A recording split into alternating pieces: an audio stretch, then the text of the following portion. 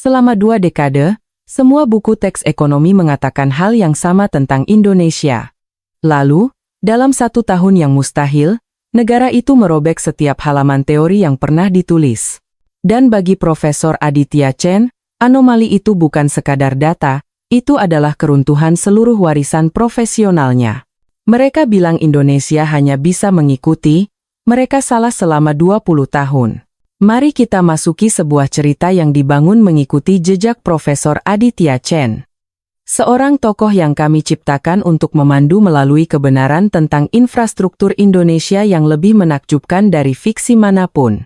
Tanggal 1 Oktober 2025, ruang seminar S3112, Sekolah Ekonomi MIT, lampu neon berkedip ringan di atas, aroma kopi dari mesin menyebar dari sudut ruangan. Profesor Aditya Chen, 52 tahun, rambut beruban, kacamata berbingkai titanium, berdiri di depan flipchart putih, spidol biru tergenggam erat di tangannya, slide yang diproyeksikan ke dinding menampilkan tulisan besar, kesenjangan infrastruktur. Mengapa negara-negara berkembang gagal? Laporan yang baru dirilis pagi ini, PDB tumbuh 7,84% dalam 3 kuartal pertama tahun ini. Suaranya berhenti sejenak. Menurut kalian, negara mana ini? Seorang mahasiswa mengangkat tangan. India. Chen menggelengkan kepala. Ia menekan remote. Slide baru muncul. Indonesia 2025. Sebuah anomali. Ruangan itu hening. Selama 20 tahun meneliti ekonomi infrastruktur Asia Tenggara, Aditya Chen selalu menegaskan satu hal. Tidak ada negara dengan PDB per kapita di bawah $5.000 yang dapat secara bersamaan meluncurkan 3 mega proyek bernilai miliaran dolar dalam 1 tahun. Teori ekonomi tidak mengizinkannya. Kapasitas manajerial tidak cukup. Sumber daya manusia akan habis. Namun, di layar komputernya, 3 baris laporan yang baru dikirim dari tim riset lapangan mengguncang semua yang ia yakini. Bandara Internasional Nusantara, 14.000 personel, 3.000 alat berat, sedang berpacu untuk selesai sebelum 19 Desember. Jalan tol Trans Jawa sisi timur, 723,7 km tahap kedua, 12 seksi dimulai serentak dalam 2 bulan. Rencana umum penyediaan tenaga listrik RUPTEL, yang disesuaikan. Hampir 100.000 MW kapasitas yang ditargetkan hingga 2030 dengan strategi transisi hijau yang agresif. 3 proyek, 1 negara, 1 tahun. Teori mengatakan tidak mungkin. Kenyataan mengatakan sedang terjadi. Profesor Aditya Chen bukanlah orang yang mudah diyakinkan. Doktor ekonomi dari MIT, 20 tahun sebagai konsultan untuk Bank Dunia dan Bank Pembangunan Asia, 13 makalah yang dikutip tentang perangkap pendapatan menengah dan kegagalan infrastruktur di negara berkembang. Ia telah melewati Jakarta, Manila, Dhaka, Mumbai. Ia tahu betul skenarionya, pemerintah mengumumkan rencana megah, kontraktor memasang papan proyek, lalu proyek mandek karena korupsi, kekurangan dana, atau kapasitas yang lemah. Indonesia, menurutnya, hanyalah salah satu dari mereka. PDB per kapita sekitar $4.600 pada tahun 2024, katanya kepada kelompok mahasiswa risetnya dalam seminar awal September. Mereka ingin membangun bandara terbesar di Asia Tenggara, 12 ruas tol sekaligus. Ia tersenyum tipis. Bukan mengejek. Hanya kebiasaan seseorang yang telah melihat terlalu banyak. Saya beri mereka 5 tahun lagi untuk menyelesaikan sepertiga dari rencana itu. Para mahasiswa mengangguk. Mereka percaya padanya. Ia punya data, ia punya model ekonometrik. Tetapi 3 minggu kemudian, sebuah email dari Dory. Sarah Williams, mantan mahasiswinya yang kini bekerja untuk Oxford Infrastructure Lab, masuk ke inboxnya dengan subjek, "Prof, Anda harus lihat ini segera." Lampirannya berisi serangkaian gambar satelit yang menangkap lokasi proyek Nusantara dari Januari hingga September 2025. Video drone yang terbang di atas landasan pacu nomor 1 yang struktur utamanya telah selesai, sebuah tabel kemajuan yang menunjukkan item pekerjaan terminal penumpang telah mencapai lantai B1, dan sebuah angka yang harus dibaca ulang oleh Chen 3 kali. 14.000 personel di lokasi proyek secara bersamaan. 14.000, bisiknya, jari-jarinya mengetuk meja dengan ringan. Bagaimana mereka merekrut cukup banyak insinyur? Itu bukan pertanyaan retoris. Itu adalah pertanyaan dari seseorang yang menyaksikan model ekonometriknya mulai retak. Sarah melakukan panggilan video sore itu. Wajahnya muncul di layar, di belakangnya rak buku penuh dengan berkas penelitian. "Prof, saya baru pulang dari Karawang," katanya, suaranya sedikit bersemangat. "Saya berdiri 500 meter dari lokasi proyek Nusantara. Saya menghitung setidaknya 200 truk beroperasi dalam 1 jam, 3 shift, 4 regu. Mereka bekerja menembus lebaran." Chen mengerutkan kening. Menembus lebaran? Hari kemerdekaan 17 Agustus, 6.000 orang masih tinggal di lokasi. Ia terdiam beberapa detik, lalu membuka file data makroekonomi Indonesia kuartal 3 yang baru dirilis. PDB tumbuh 8,2%. Realisasi PMA 18,8 miliar dolar. Naik 8,5%. Sektor konstruksi tumbuh 9,33%. Jika apa yang dikatakan Sarah benar. Ia berhenti, melihat kembali rumus ekonometrik di layarnya, maka teori saya tentang batas kapasitas infrastruktur untuk negara berkembang punya masalah. Malam itu Aditya Chen tidak bisa tidur. Ia meninjau kembali 13 karya penelitian yang pernah ia publikasikan, membaca ulang setiap asumsi. Semuanya didasarkan pada premis bahwa negara-negara dengan PDB per kapita di bawah 5.000 dolar tidak dapat memobilisasi cukup modal, insinyur, dan sistem manajemen untuk menjalankan beberapa mega proyek secara bersamaan. Indonesia baru saja melakukannya. Ia harus bertanya lagi, jika mereka bisa, apa yang salah dalam modelnya? Seminggu setelah email Sarah, Chen memutuskan untuk melakukan sesuatu yang belum pernah ia lakukan dalam 20 tahun karirnya, terbang ke Indonesia. Tanpa undangan resmi, hanya tiket pesawat satu arah, sebuah hotel di dekat Bandara Soekarno-Hatta, dan daftar 12 pertanyaan yang ia butuhkan jawabannya. Pesawat mendarat pukul 6 pagi. Udara Jakarta lembab dan panas. Aroma bensin bercampur sate dari warung pinggir jalan tercium saat ia melangkah keluar dari pintu bandara. Taksi melaju melalui jalan tol bandara yang lancar luar biasa. Mobil melintas di area Terminal 3 yang berdiri megah.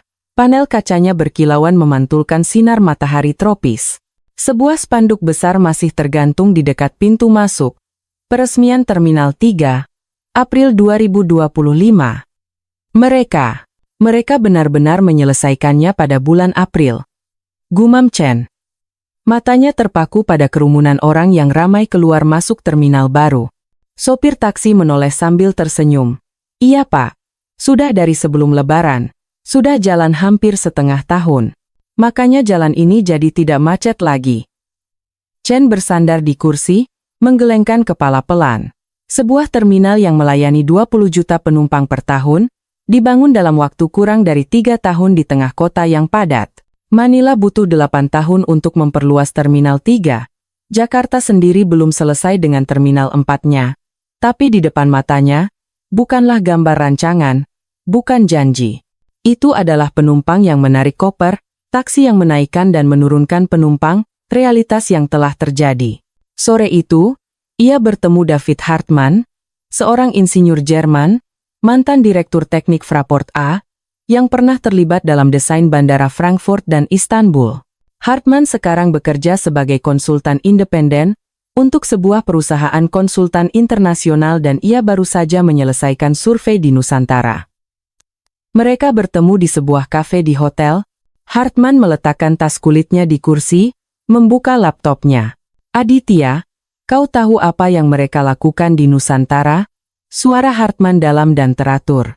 3 shift. 4 regu bukan slogan.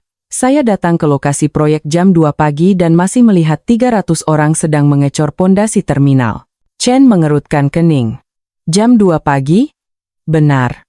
Mereka menggunakan lampu sorot, berdaya tinggi, sistem pendingin untuk beton, shift malam dibayar 2 kali lipat. Saya belum pernah melihat model ini di proyek manapun di Eropa atau Timur Tengah. Hartmann membuka file PDF, laporan kemajuan bulan September dari manajemen proyek Nusantara. Angka-angka langsung muncul di halaman pertama. Landasan pacu nomor 1. Selesai, uji terbang kalibrasi pada 9 September. Terminal penumpang, 72% progres konstruksi struktur kasar. Lihat ini, Hartman menunjuk pada diagram Gantt. Mereka menargetkan menyelesaikan seluruh landasan pacu, taxiway, dan apron sebelum 19 Desember. Terminal penumpang tertutup atap sebelum 30 November. Ini bukan perkiraan optimis, ini komitmen yang ditandatangani oleh Presiden. Chen bersandar di kursi, mengusap dagunya. David, kau pernah bilang padaku tidak ada bandara skala ini yang bisa menyelesaikan tahap pertama dalam waktu 5 tahun. Kau masih percaya itu? Hartman terdiam beberapa detik, lalu menatap lurus ke mata Chen. Dulu aku percaya. Tapi kemarin, aku berdiri di depan landasan pacu sepanjang 3.800 meter yang baru selesai lapisan aspal terakhirnya, sebuah Boeing 777, baru saja mendarat untuk menguji peralatan navigasi. Aditya, mereka membuktikan aku salah. Malam itu di kamar hotelnya, Chen membuka laptop, mencari kembali data PDB Indonesia 9 bulan 2025, tumbuh 7,84%. Realisasi PMA mencapai 18,8 miliar dolar. Industri pengolahan tumbuh 9,92%. Konstruksi tumbuh 9,33%. Semua angka ini melampaui rentang perkiraan yang diberikan Bank Dunia dan ADB di awal tahun. Ia membuka email untuk tim risetnya di Meet. Subjek: perlu penyesuaian model. Indonesia sedang melakukan hal yang menurut teori mustahil. Tapi sebelum menekan tombol kirim, ia berhenti. Jarinya mengarahkan kursor ke tombol draft. Belum cukup bukti, belum cukup untuk mengakui bahwa 20 tahun penelitiannya mungkin memiliki celah. Ia perlu melihat lebih banyak. Keesokan paginya, Chen menyewa mobil untuk pergi dari Jakarta ke Karawang. Jalan tol Jakarta Cikampek yang baru diperlebar berjalan mulus. Di kedua sisi jalan, rambu penunjuk Bandar Udara Internasional Nusantara 12 km berdiri dengan jelas. Begitu mobil berbelok ke jalan sementara menuju area bandara, pemandangan di depannya membuatnya meminta sopir untuk berhenti. Sebuah lokasi konstruksi yang membentang beberapa kilometer persegi. Ratusan krain berwarna kuning dan hijau berdiri berdekatan. Truk jungkit, truk molen, bergerak seperti barisan semut di jalan-jalan internal. Suara mesin pengaduk, bor, dan klakson mobil menyatu menjadi simfoni industri. Dan di tengahnya, bentuk terminal penumpang dengan atap kubah berbentuk bunga teratai perlahan mulai terlihat. 4 lantai struktur baja, dinding kaca mulai dipasang dari sisi sayap. Chen turun dari mobil, berdiri diam. Tangannya memegang kamera, tetapi tidak menekan tombol rana, hanya memandang. Bagaimana mereka melakukannya? Bisiknya. Seorang insinyur muda Indonesia dengan rompi oranye dan helm putih lewat, menyapanya dengan bahasa Inggris yang kaku. Good morning sir, you need help. Chen menjawab dengan bahasa Indonesia yang ia pelajari terburu-buru melalui aplikasi di pesawat. Saya seorang profesor dari Amerika. Saya ingin tahu ada berapa orang yang bekerja di proyek ini. Insinyur muda itu tersenyum, beralih ke bahasa Inggris yang lebih lancar. Hari ini sekitar 12.000 orang. Puncaknya bulan Agustus lalu, kami punya 14.000. 14,000, ulang Chen. Dan bagaimana kalian bekerja dalam shift? 3 shift, masing-masing 8 jam. Kadang-kadang ada shift keempat jika perlu mempercepat. Area terminal bekerja siang dan malam, hanya berhenti saat pemeriksaan kualitas beton. Chen mengangguk perlahan, tetapi di kepalanya sedang menghitung. Onboard personel, 3 shift. Itu berarti sistem manajemen, logistik, keselamatan kerja, pasokan material harus beroperasi seperti mesin yang presisi. Satu kesalahan kecil dalam koordinasi dapat melumpuhkan seluruh proyek, tapi di depannya, semuanya berjalan lancar. Bisakah Anda menunjukkan diagram kemajuan? Tanya Chen. Insinyur muda itu ragu-ragu. Saya perlu izin dari atasan. Tapi Anda bisa pergi ke area pameran publik di sana. Mereka punya papan kemajuan keseluruhan. 15 menit kemudian, Chen berdiri di depan papan display elektronik di kantor manajemen proyek yang terbuka untuk pengunjung. Diagram Gantt yang merinci setiap paket pekerjaan terlihat jelas. Paket 510 terminal penumpang, struktur pondasi selesai 100%. Struktur baja selesai 92%. Arsitektur atap area sayap selesai 95%. Arsitektur atap area pusat, target selesai 30 November. Pemasangan dinding kaca sedang berlangsung, diperkirakan selesai Desember. Landasan pacu nomor 1, struktur utama selesai. Uji terbang kalibrasi peralatan pada 9 September. Target selesai seluruhnya 19 Desember. Chen mengeluarkan ponselnya, memotret papan kemajuan itu. Lalu ia menelepon Sarah Williams. "Sarah, aku sedang berdiri di Nusantara." "Apa?" "Prof, aku butuh kau memverifikasi satu angka untukku." "PDB? Per kapita Indonesia tahun 2024 sekitar $4.600 kan?" "Benar, Prof. Menurut Bank Dunia. Dan menurut model yang pernah kita bangun, sebuah negara pada tingkat pendapatan ini dapat memobilisasi maksimal berapa banyak insinyur dan pekerja terampil untuk satu proyek infrastruktur besar pada waktu yang sama?" Sarah terdiam beberapa detik. Terdengar suara ketikan keyboard. "Menurut model, sekitar 5.000 hingga 7.000 orang. Jika melebihi itu akan menyebabkan kelangkaan tenaga kerja untuk sektor lain dan mendorong upah naik tajam, mengganggu keseimbangan pasar tenaga kerja." "Ya, benar." Chen melihat kembali ke arah lokasi proyek. "Kalau begitu, model kita salah. Mereka punya 14.000 orang di sini. Dan menurut data makroekonomi, upah rata-rata sektor konstruksi tidak naik secara tidak wajar. Inflasi 9 bulan hanya 3,27%. Prof, Anda mau bilang mereka menemukan cara untuk melanggar hukum ekonomi tenaga kerja?" "Tidak." Chen menghela napas panjang. "Aku mau bilang ada sesuatu dalam cara mereka mengorganisir sistem yang belum kita pahami. Dan jika kita tidak memahaminya, maka 20 tahun penelitianku tentang infrastruktur capacity constraints, kendala kapasitas infrastruktur, mungkin hanya teori di atas kertas." Ketika menutup telepon, Chen melihat kembali diagram kemajuan. 14 orang. 3 to 4 shift. Landasan pacu selesai, uji terbang. Terminal penumpang hampir tertutup atap.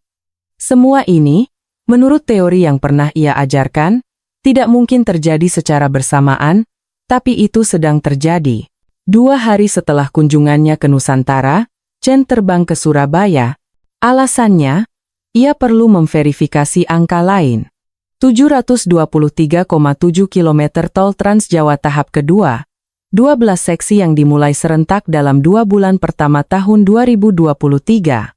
Berdasarkan pengalamannya sebagai konsultan untuk Bank Dunia, Chen tahu betul bahwa waktu persiapan investasi untuk sebuah proyek tol rata-rata adalah 3 hingga 5 tahun.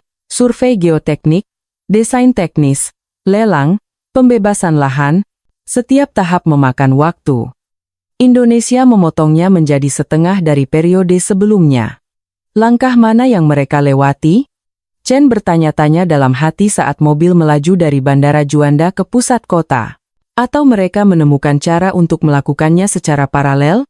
Jawabannya datang dari pertemuan dengan seorang insinyur lalu lintas Indonesia bernama Budi Santoso, 45 tahun. Pernah menjadi konsultan untuk ADB, sekarang direktur teknik untuk kontraktor lokal yang mengerjakan ruas Gresik Tuban. Mereka bertemu di sebuah kafe di Jalan Tunjungan. Budi membuka laptop, menampilkan file peta digital seluruh rute tol Trans Jawa. "Profesor, Anda bertanya bagaimana kami mempersingkat waktu persiapan investasi kan?"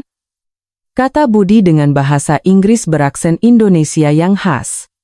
Jawabannya adalah paralelisasi dan digitalisasi. Chen mengerutkan kening. Paralelisasi, benar. Sebelumnya, langkah-langkahnya berurutan.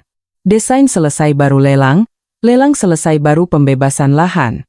Sekarang, 3 langkah ini berjalan paralel. Saat desain masih disempurnakan, kami sudah mulai negosiasi pembebasan lahan. Saat pembebasan lahan masih berjalan, paket lelang sudah dibuka. Tapi itu berarti risikonya meningkat, kata Chen. Jika desain berubah, lahan yang sudah dibebaskan bisa jadi tidak cocok. Benar, tapi mereka menggunakan teknologi BIM, Building Information Modeling, dan GIS Geographic Information System, untuk simulasi terlebih dahulu, akurasinya mencapai 98%. Risiko penyesuaian turun di bawah 2%. Chen mengangguk perlahan, tapi masih belum sepenuhnya percaya. Lalu bagaimana dengan masalah material konstruksi? 723 km tol, Anda tahu berapa juta ton pasir, batu, dan semen yang dibutuhkan? Apakah Indonesia punya pasokan yang cukup? Budi tersenyum tipis. Itu pertanyaan yang sama yang ditanyakan delegasi Tiongkok kepada saya tahun lalu. Mereka pikir kami harus mengimpor pasir dari luar. Ia menampilkan sebuah diagram batang. Tapi kenyataannya, pemerintah telah memberikan izin untuk 12 tambang pasir baru dari tahun 2022 hingga 2023, khusus untuk melayani proyek-proyek tol. Produksinya mencapai 200 juta meter kubik per tahun, cukup untuk memasok seluruh tahap kedua. Chen bersandar di kursi, jarinya mengetuk meja. Di kepalanya, potongan-potongan puzzle mulai menyatu. Ini bukan keberuntungan. Ini adalah rencana strategis yang diperhitungkan bertahun-tahun sebelumnya. Dari pembebasan lahan, perizinan tambang material, pelatihan tenaga kerja, hingga digitalisasi proses. Semuanya disiapkan secara paralel. Budi, boleh saya bertanya langsung? Chen menatap mata lawan bicaranya. Apakah Anda percaya bahwa 12 proyek tol ini akan selesai tepat waktu pada akhir 2025? Budi terdiam beberapa detik, lalu mengangguk. Saya percaya. Bukan karena optimisme buta, tapi karena saya melihat sistemnya, mekanismenya. Saya melihat Presiden secara langsung memimpin setiap rapat mingguan dengan kementerian. Saya melihat Wakil Presiden turun ke lapangan untuk inspeksi mendadak. Ketika tekanan politik digabungkan dengan kapasitas teknis dan sumber daya keuangan, hasilnya akan datang. Sore itu, Chen menyewa mobil untuk mencoba ruas tol Surabaya-Mojokerto yang sudah beroperasi sejak 2017. Ia ingin membandingkan sensasi berkendara di tol lama dan baru. Mobil melaju mulus, permukaan jalan rata tanpa lubang, marka jalan jelas, sistem rambu modern, gerbang tol otomatis tanpa henti. Waktu dari Surabaya ke Mojokerto 45 menit. Ia teringat perjalanannya dari Manila ke Subic pada tahun 2020. Jarak yang sama 100 km, tapi butuh 3,5 jam karena jalan rusak dan truk macet. Angka di kepala Chen mulai berubah. Jika Indonesia menyelesaikan 3.000 km tol pada tahun 2025, biaya logistik akan turun dari 16% PDB menjadi 12%. Itu setara dengan membebaskan 4% PDB, sekitar 16 miliar dolar setiap tahun, untuk produksi dan konsumsi. 16 miliar dolar hanya dari infrastruktur transportasi. Chen mengeluarkan ponselnya, menelepon Sarah lagi. Aku butuh kau menjalankan kembali modelnya dengan asumsi baru. Jika biaya logistik turun 4% dari PDB dalam 2 tahun, apa dampaknya terhadap PMA dan pertumbuhan? Sarah menjawab setelah 30 menit, suaranya sedikit bergetar. Prof, jika asumsi ini benar, PDB Indonesia bisa mencapai 8,5% pada 2026 dan 9% pada 2027. PMA bisa meningkat menjadi 35 miliar dolar per tahun. Tapi Prof, angka ini melampaui Thailand dan Malaysia. Ya, Chen menghela napas panjang. Aku tahu. Dan itulah yang sedang mereka lakukan. Hari kelima di Indonesia, Chen mendapat undangan dari Kementerian Energi dan Sumber Daya Mineral untuk menghadiri presentasi tentang ruptel yang disesuaikan, yang baru disetujui Presiden pada bulan April. Lokasi, Hotel Mulia, Jakarta. Ia datang 15 menit lebih awal. Aula sudah diisi sekitar 200 orang. Pejabat pemerintah, perwakilan perusahaan listrik, investor asing, dan beberapa akademisi. Chen duduk di barisan tengah, membuka laptop untuk mencatat. Yang berbicara adalah Wakil Menteri SDM. Slide pertama muncul. Ruptel yang disesuaikan, Keputusan Presiden 768 tanggal 15 April 2025. Chen memperhatikan dengan saksama. Ia tahu bahwa rencana ketenagalistrikan adalah tulang punggung setiap ekonomi industri. Tanpa listrik yang stabil, tidak ada PEMA. Tanpa PEMA, tidak ada pertumbuhan. Target kapasitas hingga 2030, dari 89.655 hingga 99.934 MW, suara Wakil Menteri bergema melalui mikrofon. Naik hampir 3 kali lipat dibandingkan tahun 2023. 3 kali lipat, Chen mengetik angka itu ke kalkulator. Itu berarti dalam 5 tahun, Indonesia harus membangun tambahan sekitar 65.000 MW kapasitas baru, rata-rata 13,000 MMW setiap tahun.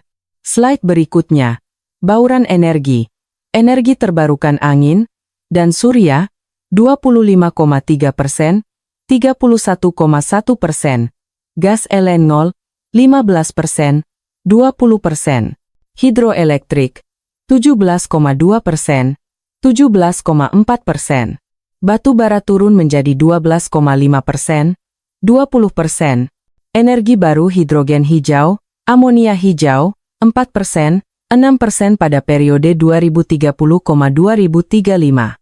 Chen mengerutkan kening. Porsi batu bara turun tajam, energi terbarukan melonjak, gas LNG menjadi pilar. Ini adalah transisi energi komprehensif, persis seperti yang dilakukan Uni Eropa, tetapi dengan kecepatan 2 kali lipat. Wakil Menteri melanjutkan, kami telah menyetujui 5 proyek LNG besar, Tangguh, Bontang, Donggi Senoro, dan 2 terminal baru di Jawa Barat, total kapasitas penerimaan sekitar 15 juta ton LNG per tahun. Seorang investor Jepang mengangkat tangan, bertanya, apakah Indonesia memiliki sumber daya keuangan yang cukup untuk membangun infrastruktur penerimaan LNG dan pembangkit listriknya? Satu pembangkit LNG skala 1.600 MW membutuhkan investasi sekitar 2 miliar dolar. Wakil Menteri mengangguk. Kami memobilisasi dana dari 3 sumber. Anggaran negara, pinjaman ODA dari Jepang dan Korea Selatan, dan investasi swasta melalui skema KPBU. Contohnya, proyek PLTU Jawa 1, yang dimiliki oleh Pertamina Power Indonesia, sudah beroperasi komersial sejak akhir tahun lalu. Chen mencatat dengan cepat. Jawa, 1.760 MW, COT Q4 2024. Ia tahu betul apa arti angka-angka ini. Jika pembangkit ini beroperasi sesuai jadwal, Jawa Bali akan mendapat tambahan miliaran kawah listrik setiap tahun, cukup untuk melayani jutaan rumah tangga atau puluhan kawasan industri besar. Setelah pertemuan, Chen mendekati seorang ahli energi Denmark bernama Lars Jensson, yang sedang menjadi konsultan untuk proyek pembangkit listrik tenaga bayu di Sulawesi Selatan. Lars, apa pendapatmu tentang rencana ini? Tanya Chen saat mereka berdua minum kopi di lobi hotel. Jensson mengangkat bahu. Ambisius. Sangat ambisius. Tapi secara realistis, saya lihat mereka melakukannya dengan benar. Tahun lalu saya mengunjungi lokasi proyek Plitbi Sidrap. Anginnya kuat dan stabil. Potensinya 6.000 hingga 17.000 MW. Jika Indonesia memanfaatkannya dengan cukup, mereka bisa mengekspor listrik ke Singapura dan Malaysia. Mengekspor listrik. Chen terkejut. Benar. Rencana itu menyebutkan 5.000 hingga 10.000 MW, ekspor energi terbarukan pada 2035. Singapura telah menandatangani MOU dengan Indonesia untuk impor listrik hijau. Mereka butuh energi bersih untuk mencapai target net zero 2050. Chen terdiam beberapa detik, lalu mengangguk perlahan. Ini berarti Indonesia tidak hanya mandiri energi, tetapi juga menjadi eksportir energi hijau. Dari negara pengimpor batu bara dan minyak menjadi negara pengekspor listrik, Jensson tersenyum. Tepat, dan jika mereka berhasil, ini akan menjadi studi kasus untuk seluruh Asia Tenggara. Malam itu, Chen duduk di kamar hotelnya, membuka kembali file data makroekonomi. Ia menambahkan variabel baru ke dalam modelnya, energi. Jika Indonesia mencapai 90.000 MW kapasitas pada 2030 dengan 30% porsi energi terbarukan, biaya listrik akan stabil. Iklim investasi untuk industri berat seperti baja, semen, kimia akan membaik. PMA ke proyek teknologi tinggi, terutama semikonduktor, pusat data, dan AI, akan meningkat tajam karena mereka membutuhkan sumber listrik yang bersih dan stabil. Angka yang ia hitung, jika digabungkan dengan dampak dari infrastruktur transportasi, penerbangan, dan energi, PDB, Indonesia bisa tumbuh tambahan 1,2% hingga 1,5% setiap tahun selama periode 2025-2030. 1,5% terdengar sedikit, tetapi untuk ekonomi 400 miliar dolar, itu adalah 6 miliar dolar setiap tahun. 6 miliar dolar hanya dari infrastruktur. Chen mengetik email untuk ketiga kalinya dalam seminggu. Sarah, aku rasa kita perlu menulis ulang modelnya. Indonesia bukan pengecualian. Mereka adalah preseden. Minggu kedua di Indonesia, Chen memutuskan untuk pergi ke Palembang, Sumatera Selatan, di mana ruas tol Trans Sumatera sedang memasuki tahap akhir penyelesaian. Ini adalah proyek yang sangat menarik perhatiannya, bukan hanya karena skalanya 110 km dan investasi 27 triliun rupiah, tetapi karena medannya, dataran rendah Sumatera, tanah rawa, lunak, dan kekurangan material urugan. Berdasarkan pengalaman Chen sebagai konsultan untuk proyek di Bangladesh, membangun tol di atas tanah lunak adalah mimpi buruk teknis. Tanah liat jenuh air, daya dukung rendah, tiang pancang harus ditancapkan puluhan meter, biaya membengkak 2 kali lipat, jadwal molor. Tetapi laporan dari manajemen proyek mengatakan target selesai akhir tahun 2025. Akhir tahun, tinggal 3 bulan lagi. Chen tidak percaya. Ia menyewa mobil dari Palembang menuju salah satu seksi terakhir tol itu. Jalan melewati perkebunan kelapa sawit yang luas, sungai-sungai keruh berkelok-kelok, di kejauhan. Krain dan mesin pemadat berwarna kuning menonjol di antara hijau perkebunan. Di lokasi proyek, ia bertemu seorang insinyur geoteknik Indonesia bernama Agus Wijaya, 50 tahun, kulitnya gelap terbakar matahari, suaranya dalam dan pelan. Profesor ingin tahu bagaimana kami menangani tanah lunak, kan? Kata Agus dengan bahasa Inggris yang tidak lancar tapi jelas. Ikuti saya. Mereka berjalan ke tengah lokasi proyek. Di bawah kaki mereka, lapisan pasir putih halus baru saja diratakan. Agus menunjuk ke ruas jalan yang pondasinya sudah selesai. Kami menggunakan teknik dynamic replacement dan preloading yang dikombinasikan. Pertama, kami gali lapisan tanah lunak sedalam 2,3 meter. Lalu kami tuangkan pasir laut yang sudah dicuci garamnya, dipadatkan dengan mesin getar berdaya tinggi. Terakhir, kami letakkan beban di atasnya dan biarkan selama 3,6 bulan agar tanahnya mampat dan stabil. Chen mengangguk. Tapi pasir laut yang dicuci garam, apakah pasokannya cukup? Saya tahu pemerintah Indonesia membatasi penambangan pasir sungai karena masalah lingkungan. Agus tersenyum tipis. Benar, tapi mereka telah memberikan izin tambang pasir laut di lepas pantai Bangka, khusus untuk proyek ini. Produksinya cukup, kualitasnya memenuhi standar. Kami memeriksa setiap kiriman pasir sebelum dituangkan. Dan jadwalnya? Tanya Chen. Apakah Anda yakin akan selesai akhir tahun ini? Agus terdiam beberapa detik. Matanya menatap ke kejauhan di mana barisan truk sedang membawa pasir ke lokasi proyek. Jujur saja, bulan Mei lalu saya juga tidak percaya. Saat itu progres baru 65%. Kekurangan pasir, kekurangan alat. Tapi bulan Juni, Presiden mengeluarkan instruksi khusus yang memungkinkan kontraktor untuk menunjuk langsung pemasok tambang untuk melayani konstruksi. Setelah itu, segalanya berubah. Juli, Agustus, September, kami bekerja 24,7. Sekarang progresnya sudah 92%. Sisa 8% sebagian besar adalah pengaspalan dan pemasangan rambu. Chen mengeluarkan ponselnya, memotret ruas jalan yang sudah selesai. Permukaan aspal hitam mengkilap, marka putih jelas. Di kedua sisi median, tanaman hijau muda ditanam. Tunggu, katanya perlahan. Anda baru saja bilang Presiden campur tangan langsung dalam proses perizinan tambang. Benar. Itu adalah mekanisme khusus. Ketika proyek nasional menghadapi kendala besar, Presiden memiliki wewenang untuk membuat keputusan terobosan untuk menyelesaikannya. Dalam kasus ini, berkat peraturan khusus dari pemerintah, proses perizinan tambang pasir dipersingkat menjadi 2 minggu. Chen mengangguk perlahan, tetapi di dalam hatinya muncul pertanyaan besar.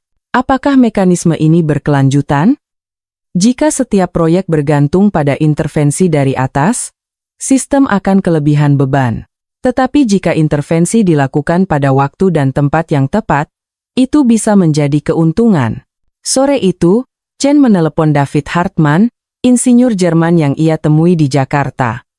David, aku butuh pendapatmu tentang sesuatu. Indonesia menggunakan model intervensi administratif dari tingkat tertinggi untuk mengatasi hambatan proyek. Menurut pengalamanmu di Eropa, apa risiko dari mekanisme seperti ini? Hartman terdiam beberapa detik. Risiko terbesarnya adalah kesewenang-wenangan dan kurangnya transparansi. Tapi Aditya, kau harus paham konteksnya. Di Jerman, kami butuh 10 tahun untuk membangun Bandara Berlin karena proses hukum yang terlalu rumit. 10 tahun. Di Indonesia, mereka membangun Nusantara dalam 5 tahun. Harga dari transparansi absolut adalah kecepatan yang lambat. Harga dari kecepatan tinggi adalah risiko kesewenang-wenangan. Indonesia memilih kecepatan, tetapi mereka juga punya mekanisme pengawasan ketat melalui BPK, BPKP, dan pers. Jadi menurutmu mereka melakukan hal yang benar? Aku tidak bilang benar atau salah. Aku bilang itu efektif. Dan dalam konteks persaingan global, efektivitas adalah yang paling penting. Ketika menutup telepon, Chen membuka kembali file model ekonominya. Ia menambahkan variabel baru, Governance Flexibility Index, indeks fleksibilitas tata kelola. Ini adalah konsep yang baru ia pikirkan, mengukur kemampuan sebuah sistem untuk menyesuaikan proses ketika menghadapi kebuntuan, sambil tetap menjaga supremasi hukum. Jika indeks ini tinggi, proyek selesai cepat, jika rendah, proyek molor atau gagal. Indonesia, menurut pengamatannya, memiliki indeks yang tinggi. Tetapi pertanyaan yang tersisa, apakah mekanisme ini dapat dipertahankan ketika jumlah proyek berlipat ganda? Chen belum punya jawabannya. Tanggal 28 Oktober 2025. Chen mendapat undangan untuk menghadiri acara Innovate Indonesia 2025 di BSD City, Tangerang. Ini pertama kalinya ia mengunjungi pusat R&D di Indonesia. Taksi melaju dari pusat Jakarta ke BSD selama 45 menit. Jalan tol lingkar luar Jakarta Baru yang lebar berjalan lurus. Di kedua sisinya, kawasan teknologi tinggi, universitas dan kompleks riset tumbuh seperti jamur, ketika mobil berbelok ke gerbang BSD Green Office Park. Chen terpukau oleh skalanya, gedung utama 7 lantai dengan arsitektur kaca modern, dengan logo digital hub terukir besar dalam bahasa Indonesia dan Inggris. Di depan, tempat parkir penuh sesak dengan mobil dari kementerian, perusahaan, dan delegasi diplomatik. Di dalam aula, Chen duduk di samping sekelompok ahli dari Singapura dan Korea Selatan. Di atas panggung, Menteri Riset dan Teknologi sedang memberikan pidato pembukaan. Hari ini, kita tidak hanya menyelenggarakan sebuah acara. Kita sedang mengumumkan sebuah ekosistem. BSD Digital Hub bukan hanya sebuah gedung. Ini adalah tempat yang menghubungkan pemerintah, bisnis, akademisi, dan komunitas kreatif. Slide berikutnya, daftar mitra strategis. Nvidia, kerjasama AI dan semikonduktor. Samsung, pelatihan insinyur elektronik. Qualcomm, riset chip 5G. Google Cloud, infrastruktur data. Universitas Stanford. Meet, program Train the Trainers untuk dosen. Chen mengerutkan, kening melihat tulisan Nvidia. Ia tahu betul Nvidia adalah raksasa AI dengan kapitalisasi pasar hampir $3 triliun, pemimpin dunia dalam GPU. Kerja sama mereka dengan Indonesia bukanlah hal kecil. Setelah pembukaan, seorang perwakilan Nvidia naik ke panggung, seorang India bernama Rajesh Kumar, Direktur Regional Asia Tenggara. Kami berkomitmen untuk berinvestasi di Indonesia, tidak hanya dalam fasilitas fisik, tetapi juga dalam sumber daya manusia, kata Kumar dengan bahasa Inggris yang jelas. Mulai kuartal keempat 2025, NVIDIA akan meluncurkan program pelatihan untuk 1.000 insinyur AI di Indonesia. Kami juga akan membuka pusat R&D pertama kami di Jakarta pada tahun 2026, dengan fokus pada chip AI untuk mobil otonom dan pusat data. 1.000 insinyur, pusat R&D, Chen mencatat dengan cepat. Saat rehat kopi, ia mendekati Kumar di dekat konter. Tuan Kumar, saya Profesor Aditya Chen dari MIT. Saya ingin bertanya, mengapa NVIDIA memilih Indonesia, bukan Thailand atau Malaysia? Kumar tersenyum. Pertanyaan bagus. 3 alasan. Pertama, sumber daya manusia muda. Indonesia meluluskan 400.000 sarjana teknik setiap tahun, lebih banyak dari Thailand dan Malaysia digabungkan. Kedua, biaya tenaga kerja 30% lebih rendah dari Tiongkok. Tetapi kualitasnya tidak kalah. Ketiga, dan ini alasan terpenting, pemerintah Indonesia memiliki kecepatan pengambilan keputusan tercepat di kawasan ini. Kami menandatangani MOU pada bulan Juli. Pada bulan September, mereka sudah menyiapkan kantor, izin, dan koneksi ke universitas. Kecepatan pengambilan keputusan, ulang Chen. Benar, di Thailand, kami bernegosiasi selama 2 tahun dan masih belum selesai. Di Indonesia, 2 bulan. Chen mengangguk perlahan, tetapi di dalam kepalanya berpikir, inilah keuntungan dari governance flexibility yang baru saja ia masukkan ke dalam modelnya. Kemampuan untuk merespons cepat terhadap peluang investasi global. Sore itu, Chen mengunjungi area pameran startup Indonesia. Sebuah stand menarik perhatiannya, perusahaan bernama Prosa AI, yang khusus mengembangkan AI dalam kesehatan. Produk mereka, perangkat lunak pembacaan röntgen yang mendeteksi kanker paru-paru dengan akurasi 96%. Yang presentasi adalah seorang insinyur muda berusia 32 tahun, lulusan Stanford. Kami telah melakukan uji coba di 5 rumah sakit besar di Jakarta dan Surabaya. Hasilnya menunjukkan AI dapat mengurangi waktu diagnosis sebesar 30% dan meningkatkan tingkat deteksi dini sebesar 15%. Chen bertanya, dari mana kalian mendapatkan pendanaan? Putaran benih $3 juta dari Dana Ventura Singapura. Putaran A $10 juta dari Sequoia Capital India. Kami sedang mempersiapkan putaran B. $13 juta untuk startup Indonesia. 5 tahun lalu, ini tak terbayangkan. Malam itu, Chen menelepon Sarah Williams. Sarah, aku baru saja menyaksikan sesuatu yang tidak kuduga. NVIDIA berinvestasi di Indonesia. Startup AI Indonesia mendapat pendanaan dari Sequoia. Pemerintah membangun pusat inovasi sekelas Silicon Valley. Menurut Prof. Apa artinya ini? Chen terdiam beberapa detik, lalu berkata perlahan, aku rasa Indonesia tidak hanya membangun infrastruktur keras, jalan, pelabuhan, bandara. Mereka sedang membangun infrastruktur lunak, ekosistem inovasi, dan jika keduanya digabungkan, dalam 10 tahun lagi, Indonesia tidak akan lagi menjadi pabrik dunia, mereka akan menjadi laboratorium dunia. Sarah menghela napas. Jadi, Prof, maksud Anda teori middle income trap kita tidak berlaku untuk Indonesia?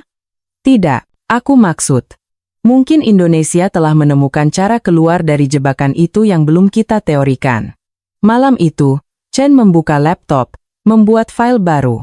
Judul, Indonesia 2025, Breaking the Infrastructure Capacity Ceiling, A New Model for Emerging Economies. Ini akan menjadi makalah terpenting dalam karirnya, tapi sebelum menulis, ia butuh satu potongan puzzle terakhir, manusia. Siapa orang-orang yang menciptakan keajaiban ini? Awal Oktober, Chen memutuskan untuk melakukan sesuatu yang selama 20 tahun penelitian belum pernah ia lakukan, turun langsung ke lokasi proyek. Tanpa pengaturan resmi, untuk berbicara langsung dengan para pekerja dan insinyur di garis depan. Ia kembali ke Nusantara. Kali ini bukan ke area pameran, tetapi ke area landasan pacu nomor 1 yang baru saja menyelesaikan uji terbang kalibrasi. Langit baru saja memerah, kabut tipis masih menempel di tanah. Chen berdiri sekitar 50 meter dari pagar keamanan, mengamati sekelompok pekerja berompi oranye sedang memeriksa permukaan aspal. Mereka menggunakan mistar laser untuk mengukur kerataan. Mencatatnya di buku catatan, seorang pria berusia sekitar 55 tahun, rambut beruban, kulit gelap terbakar matahari, keluar dari area kerja untuk minum. Chen mendekat. Selamat pagi, Pak. Saya peneliti dari Amerika. Sudah berapa lama Bapak bekerja di sini? Pria itu mendongak, sedikit terkejut, lalu tersenyum. Sejak 2022, Pak. Sudah 3 tahun.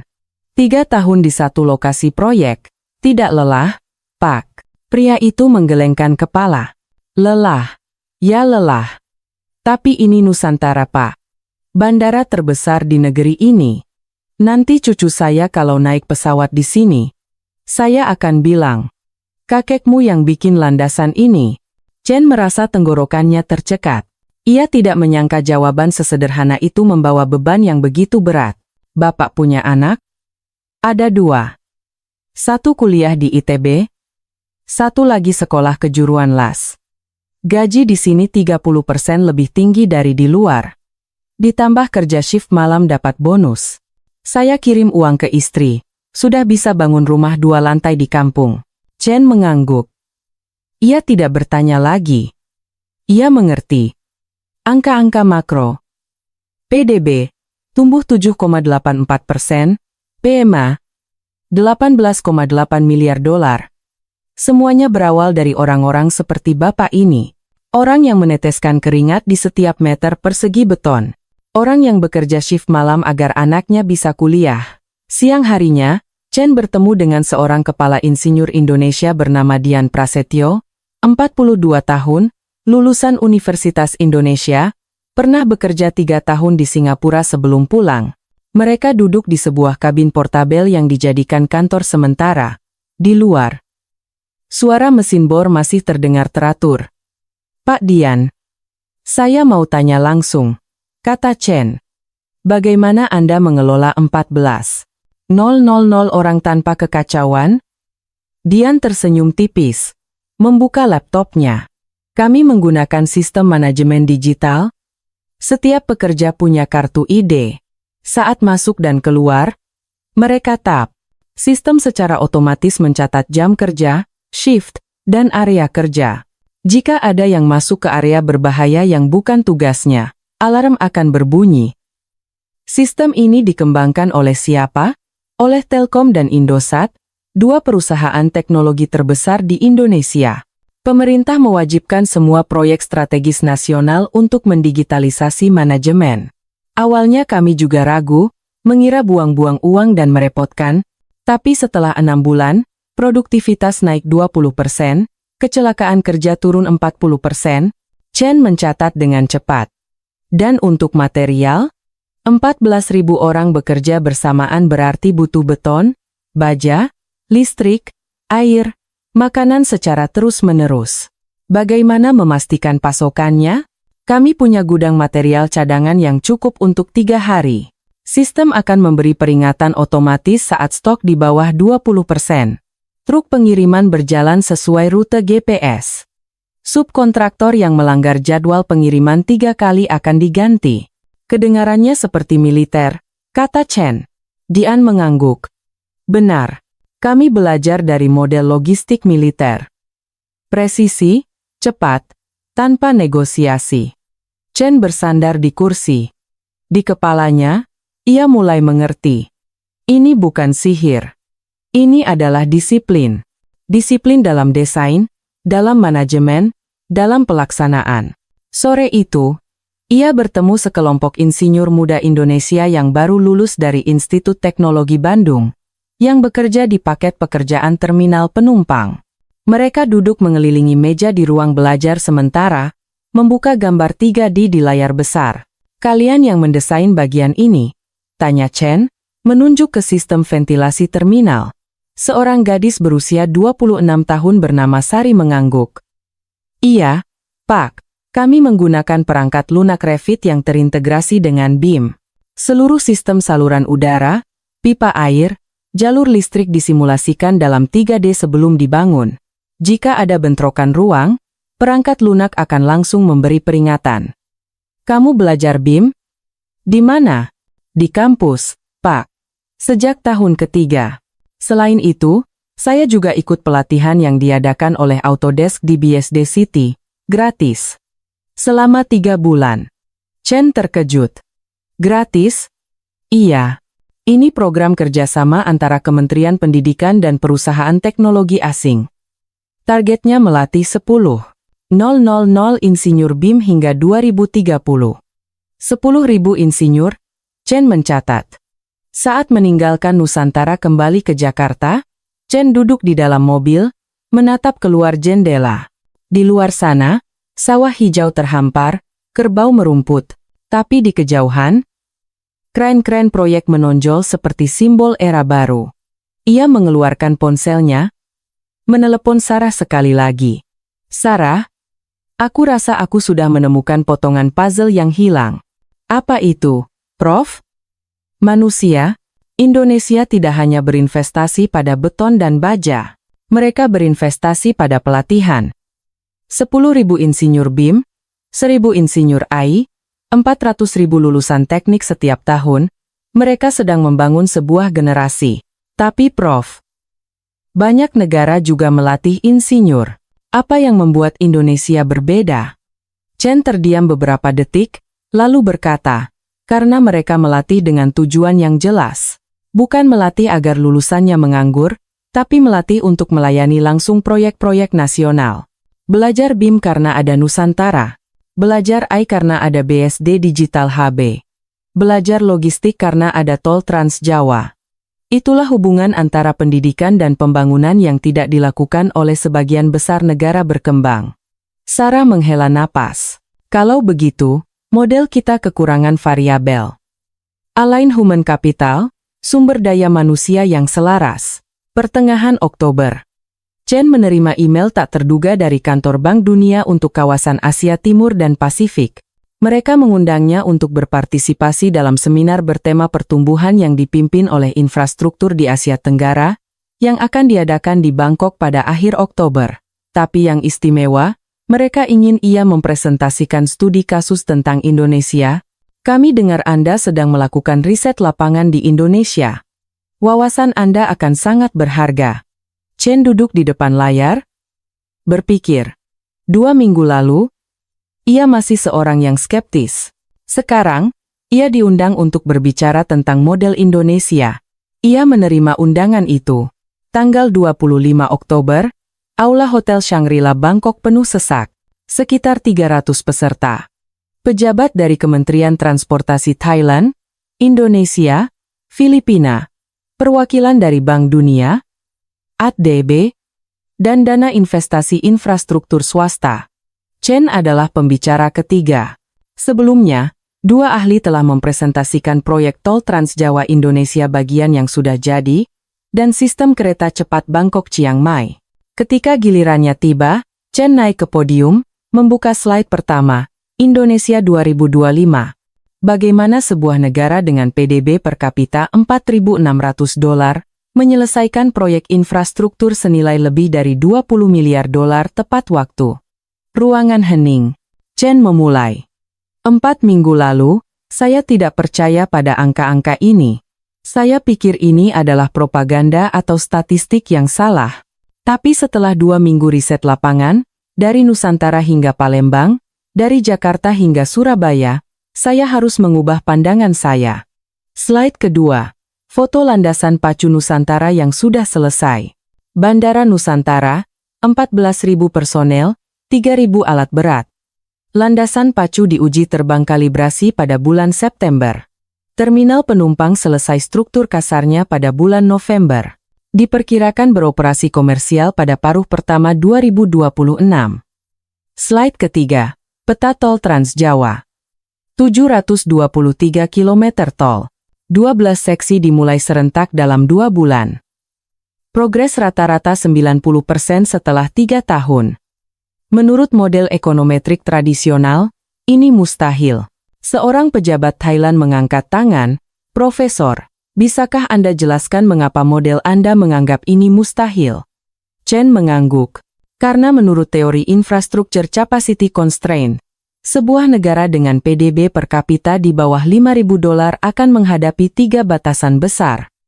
Pertama, kekurangan modal. Kedua, kekurangan tenaga kerja teknis. Ketiga, kekurangan kapasitas manajemen proyek skala besar. Indonesia mendobrak ketiganya. Bagaimana? Chen beralih ke slide berikutnya. Skema mobilisasi modal. Modal dimobilisasi dari 3 sumber. Anggaran negara, pinjaman Oda Lunak, dan KPBU. Contohnya, Nusantara. 60% anggaran, 40% pinjaman dari AD dan JICA dengan bunga di bawah 2%. Slide berikutnya. Diagram pelatihan sumber daya manusia. Indonesia meluluskan 400.000 insinyur setiap tahun. Mereka melatih 10.000 insinyur BIM, 1,00 insinyur AI, dan 2.000 insinyur semikonduktor dalam 3 tahun. Semuanya terhubung langsung dengan proyek-proyek nasional. Slide terakhir. Mekanisme tata kelola. Presiden memimpin langsung rapat mingguan dengan para menteri dan pemilik proyek. Wakil Presiden mengawasi setiap proyek besar. Mekanisme hukum khusus memungkinkan penyelesaian hambatan dalam 2 minggu, bukan 6 bulan. Seorang ahli dari ADB mengangkat tangan. Tapi Profesor, mekanisme intervensi administratif seperti itu memiliki risiko korupsi yang tinggi. Bagaimana Anda menilainya? Chen terdiam beberapa detik. Ini adalah pertanyaan yang ia tahu akan datang. Benar. Risikonya ada. Tapi Indonesia memiliki 3 lapis pengawasan. BPK, BPKP, dan pers. Saya telah membaca puluhan artikel di media Indonesia yang mengungkap penyimpangan dalam proyek publik. Beberapa pejabat dihukum. Sistemnya tidak sempurna, tapi berfungsi. Ruangan masih hening. Chen tahu beberapa orang masih skeptis. Tapi angka tidak berbohong. Setelah presentasi, seorang jurnalis dari Financial Times mendekati Chen. Profesor, kami ingin menulis artikel tentang Indonesia. Bisakah Anda memberikan satu kutipan? Chen berpikir sejenak, lalu berkata, Indonesia membuktikan bahwa kecepatan pembangunan infrastruktur tidak hanya bergantung pada uang. Itu bergantung pada 3 faktor, kemauan politik, disiplin eksekusi, dan investasi pada sumber daya manusia yang terarah. Jika ketiga faktor ini digabungkan, bahkan negara berpenghasilan menengah pun bisa melakukan hal-hal yang sebelumnya hanya bisa dilakukan oleh Tiongkok atau Singapura. Jurnalis itu mencatat dengan cepat. Jadi, apakah Anda pikir Indonesia akan menjadi model bagi negara berkembang lainnya? Chen mengangguk. Saya yakin begitu.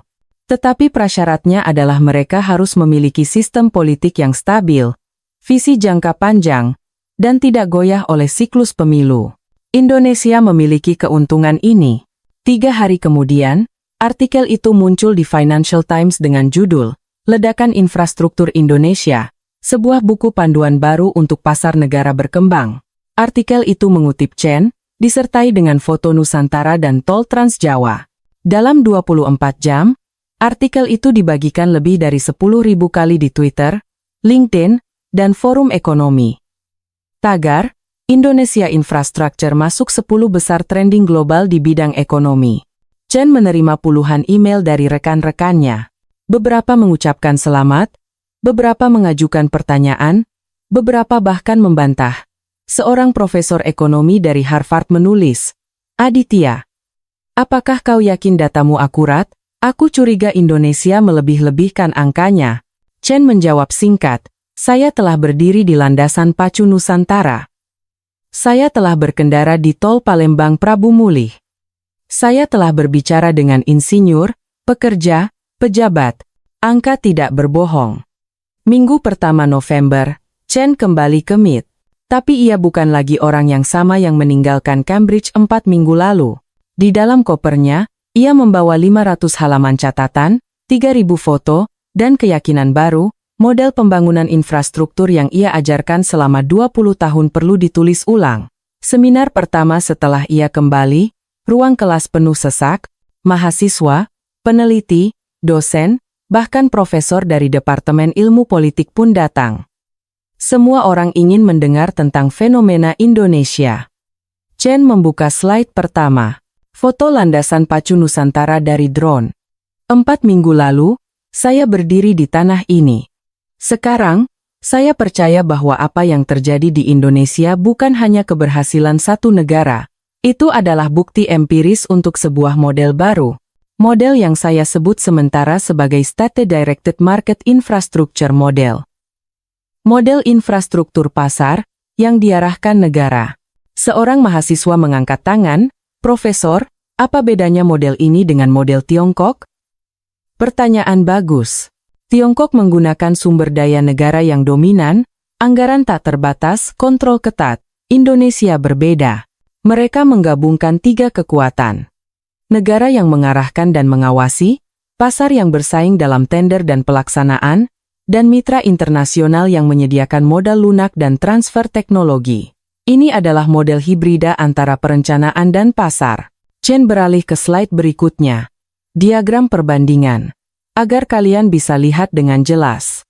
Indonesia, PDB per kapita $4.600, sepertiga Thailand, 1/5 Malaysia. Tapi kecepatan penyelesaian proyek infrastrukturnya setara dengan Tiongkok dekade 2010. Bagaimana? Karena mereka mengoptimalkan 3 faktor. Modal, sumber daya manusia, dan waktu. Seorang profesor ekonomi yang lebih tua, yang pernah mengajar Chen saat masih mahasiswa, mengangkat tangan. "Aditya, saya baca artikelmu di Financial Times. Mengesankan. Tapi apakah kau khawatir Indonesia berutang terlalu banyak untuk membiayai proyek-proyek ini? Utang publik yang meningkat pesat bisa menyebabkan krisis." Chen mengangguk. "Saya juga khawatir. Tapi data menunjukkan rasio utang publik Indonesia saat ini berada di level 36,8% dari PDB, di bawah ambang batas aman 60% yang direkomendasikan IMF. Selain itu, pinjaman utamanya adalah ODA dengan bunga rendah dan tenor panjang. Risikonya ada, tapi terkelola." Setelah seminar, Chen menerima email dari Dr. Sarah Williams. Ia berada di London, baru saja menyelesaikan laporan untuk Oxford tentang logistik Asia Tenggara. "Prof. Saya baru diundang untuk berpartisipasi dalam konferensi ASEAN Connectivity tentang infrastruktur transportasi bulan Desember. Mereka ingin saya presentasi tentang Indonesia. Menurut Prof, saya harus fokus pada aspek apa?" Chen menjawab segera. "Fokus pada dampak ekonomi kuantitatif. Hitung berapa persen biaya logistik berkurang ketika tol Trans Jawa selesai. Perkirakan pertumbuhan PMA karena perbaikan infrastruktur. Gunakan data keras. Jangan biarkan mereka berpikir ini hanya cerita emosional." 2 hari kemudian, Chen menerima undangan dari Bank Pembangunan Asia. Mereka ingin ia bergabung dengan tim konsultan untuk sebuah studi besar. Pelajaran dari Percepatan Infrastruktur Indonesia 2021-2025. Ini adalah proyek riset 3 tahun dengan anggaran $2 juta, bertujuan untuk menarik pelajaran yang dapat diterapkan di Filipina, Bangladesh, dan negara berkembang lainnya. Chen menerima, pertengahan November, peristiwa tak terduga lain terjadi. Majalah The Economist menerbitkan analisis mendalam tentang Indonesia dengan judul, "Cara Indonesia, Bagaimana Jakarta Membangun Infrastruktur Dunia Pertama dengan Anggaran Dunia Ketiga." Artikel setebal 6 halaman itu menganalisis secara rinci mulai dari Nusantara, Tol Trans Jawa, hingga rencana ketenagalistrikan dan BSD Digital HB. Sebuah paragraf mengutip Chen, Profesor Aditya Chen dari MIT, yang menghabiskan 4 minggu melakukan riset lapangan di Indonesia, mencatat bahwa negara tersebut telah secara efektif meretas urutan pembangunan tradisional. Alih-alih menunggu hingga menjadi negara berpenghasilan tinggi untuk membangun infrastruktur kelas dunia, Indonesia membangun infrastruktur sekarang untuk mempercepat jalannya menuju status berpenghasilan tinggi. Dalam seminggu, artikel itu menjadi perdebatan hangat di forum-forum ekonomi global. Para ahli terbelah menjadi 2 kubu. Kubu pro. Indonesia melakukan hal yang benar. Berinvestasi di infrastruktur terlebih dahulu untuk menciptakan landasan pertumbuhan. Model ini cocok untuk negara-negara dengan sistem politik stabil dan visi jangka panjang. Bukti nyata Nusantara dan tol lebih kuat dari teori. Kubu skeptis, risiko utang publik masih tinggi jika pertumbuhan tidak mencapai ekspektasi. Indonesia mungkin melebih-lebihkan data untuk menarik PMA. Model ini sulit direplikasi karena membutuhkan kapasitas tata kelola yang khusus. Chen memantau seluruh perdebatan. Ia tidak ikut berkomentar secara publik, tetapi mencatat dengan cermat setiap argumen, baik yang pro maupun kontra. Ini akan menjadi bahan berharga untuk makalah akademis yang sedang ia tulis. Akhir November, Chen menerima email dari seseorang yang tak terduga, Menteri Perencanaan Pembangunan Nasional Indonesia. Mereka mengundangnya untuk berpartisipasi dalam Musyawarah Perencanaan Pembangunan Nasional, Musrenbangnas pada bulan Desember di Jakarta. Sebuah forum tahunan di mana pemerintah Indonesia mendengarkan masukan dari para ahli internasional.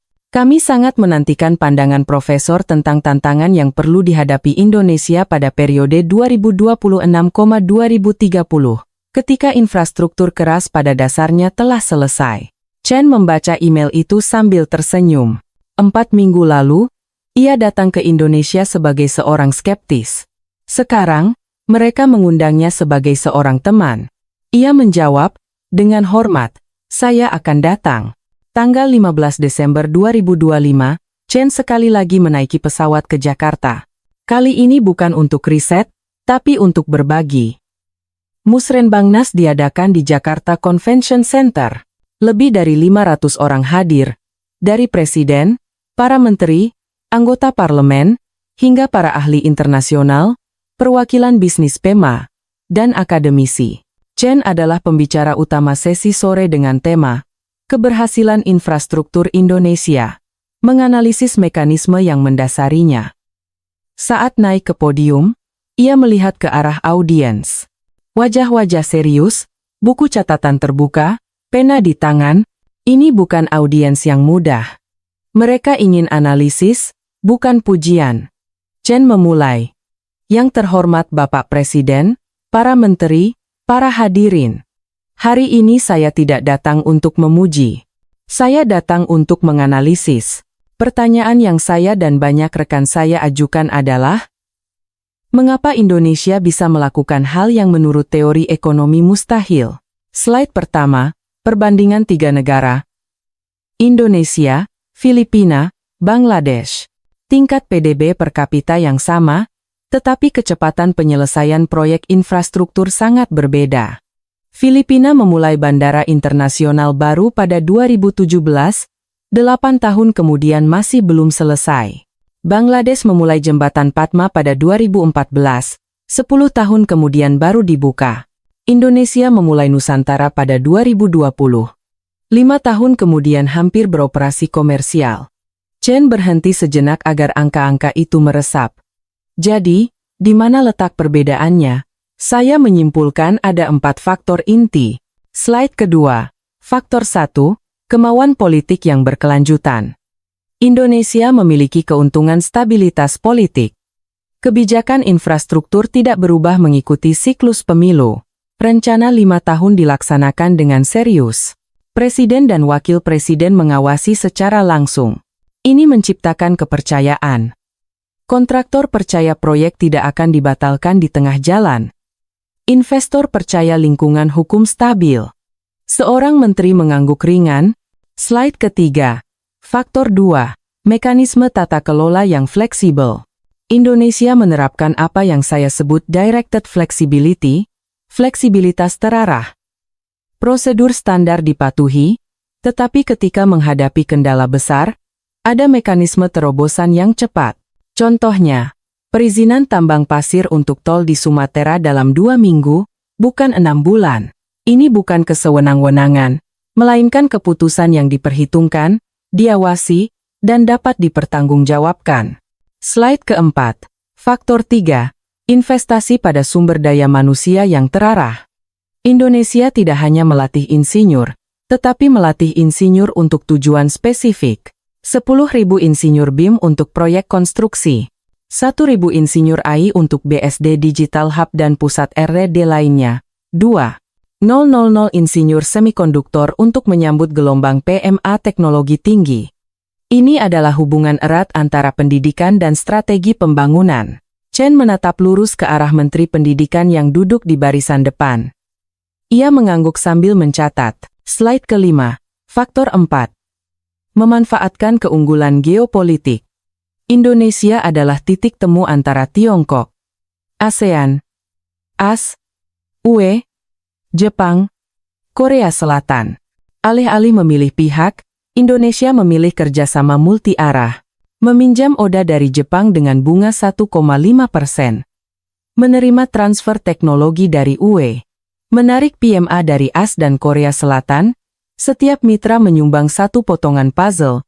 Dan Indonesia adalah perakitnya. Ruangan hening. Bukan keheningan karena ragu, tapi keheningan karena merenung. Chen beralih ke slide terakhir. Tantangan ke depan. Tapi saya juga harus jujur.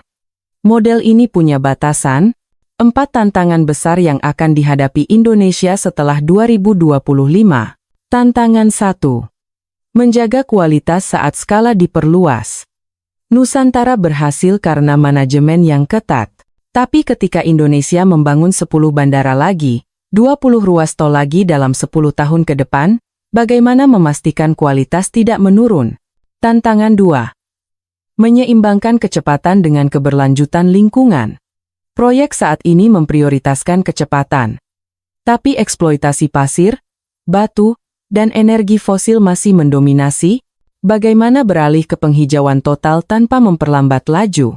Tantangan 3. Membangun infrastruktur lunak setara dengan infrastruktur keras.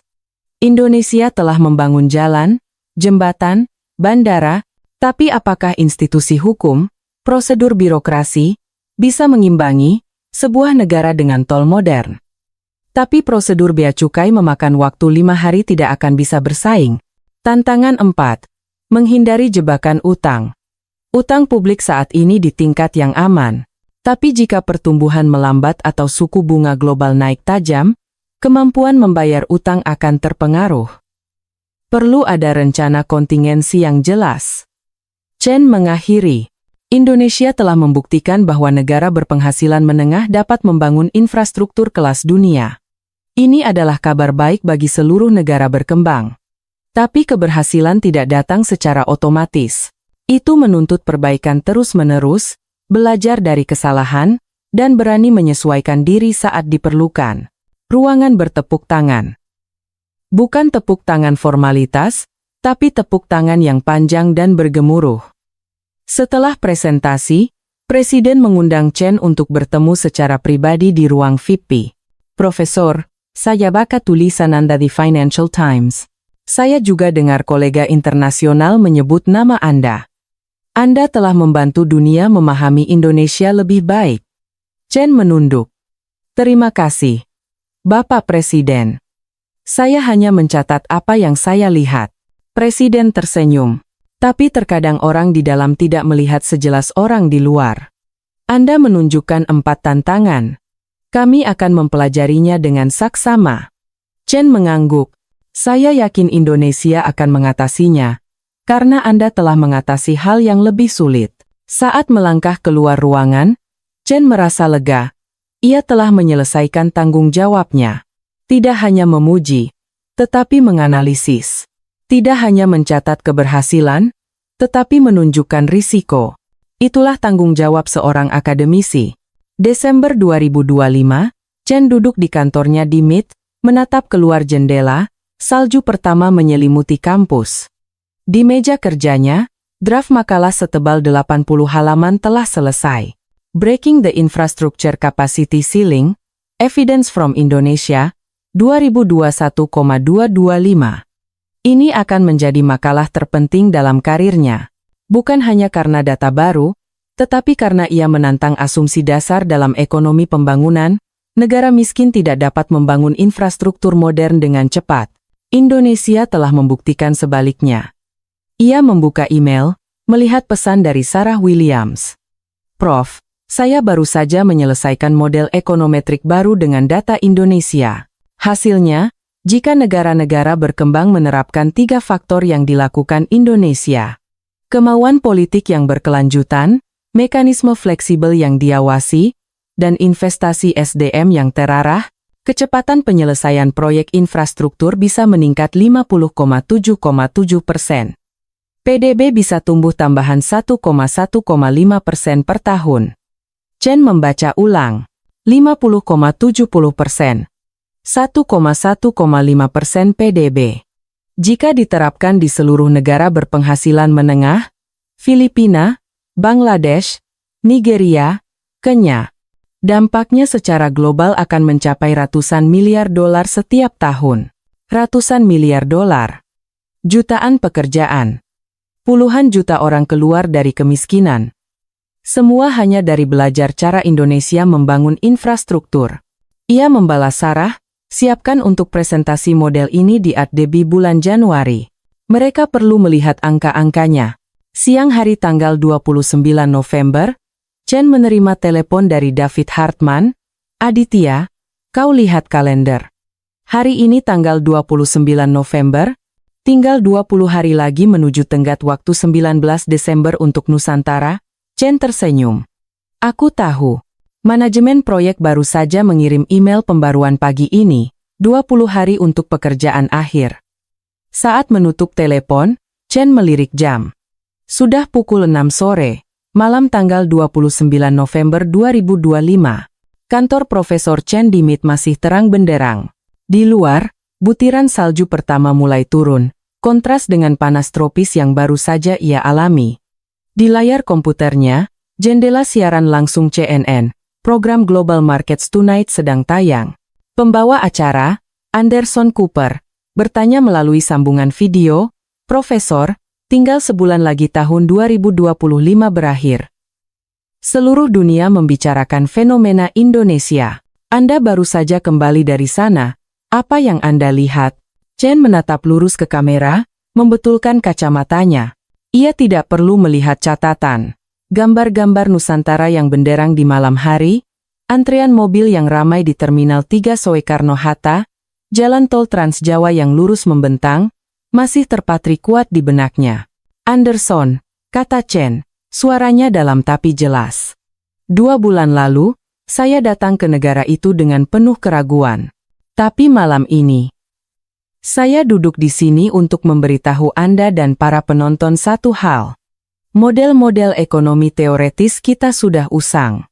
Di layar TV, CNN menampilkan rekaman drone langsung dari Indonesia. Ribuan insinyur dan pekerja di Nusantara sedang bergegas di shift ketiga untuk mengejar target 19 Desember. Chen melanjutkan. Indonesia tidak punya sumber daya tak terbatas, tapi mereka punya sesuatu yang telah hilang dari banyak negara maju. Kemauan untuk mengeksekusi. Saat kita berdebat tentang prosedur, mereka sudah selesai membangun terminal. Saat kita khawatir tentang risiko, mereka telah mengubah risiko menjadi peluang. Jadi apa pelajarannya di sini? Tanya pembawa acara. Pelajarannya adalah, Chen menekankan setiap kata. Tidak ada batasan bagi sebuah bangsa yang tahu apa yang diinginkannya dan berani melakukannya. Apa yang terjadi di Indonesia saat ini bukanlah keajaiban. Itu adalah hasil dari disiplin dan aspirasi. Wawancara berakhir. Chen mematikan komputernya. Email baru muncul di sudut layar. Subjek, undangan untuk berpartisipasi dalam Forum Ekonomi Dunia, Davos, Januari 2026. Tema, model pertumbuhan baru dari Asia. Ia menerima undangan itu, lalu memutar kursinya menghadap jendela. Salju masih turun, memutihkan Cambridge.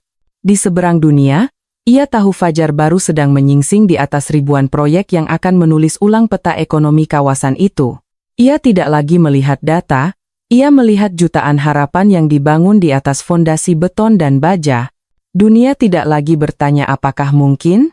Berkat Indonesia, dunia kini bertanya, bagaimana caranya?